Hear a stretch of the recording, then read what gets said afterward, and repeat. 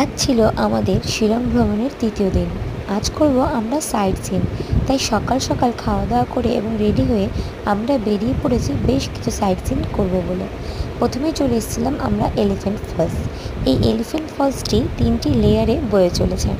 ওপর ধাপে সামান্য কিছু অংশ এবং যত নিচে যাব তত সেটা আরও বড় ঝর্ণায় রূপান্তরিত হচ্ছে।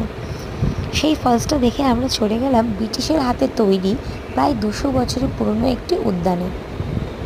সেখানে কিছু বাচ্চাদের খেলার আয়োজন ছিল, সেইগুলোতে বাচ্চারা মন খুলে এনজয় করেছে। তারপর সেখানে একটি পুল ছিল, সেখানে আমরা একটু বোটিং করেছি। পরে জানতে পারলাম যে শিলংয়ের সেই পুলের জলটি নাকি পুরো শিলং শহরের নালার জল। বোঝো ঠেলা, যদি আগে জানতাম তাহলে কি আর এই বোটিংটা করতাম। যাই হোক, জলটা প্রচণ্ড ঘোলা ছিল কিন্তু কোনো স্মেল ছিল না, তাই দেখে বোঝাই যাবে না যে জলটা আসলে পুরো শিলং শহরের নালার জল। এই কথা আমাদেরকে বলেছিল সেখানকারই এক ড্রাইভার, অর্থাৎ যার গাড়িতে আমরা পুরো ভ্রমণটা সম্পন্ন করেছি। এখানে ছোটোবেলায় দোলনায় চড়তে খুব ভালোবাসতাম, তাই বাচ্চার দোলনা দ্বারা দেখে আমারও খুব ইচ্ছা হলো, তাই নিজেও একটু খুনসুটি করলাম।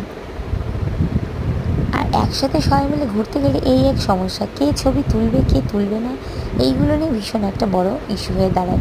যাই হোক, সবাই মিলে একটু একটু করে ছবি ভিডিও করে তারপর ভিডিওটা আমরা দিচ্ছি। আপনারা যারা আমার ভিডিও দেখেন, ভালো লাগলে লাইক কমেন্ট সাবস্ক্রাইবটা অবশ্যই করবেন।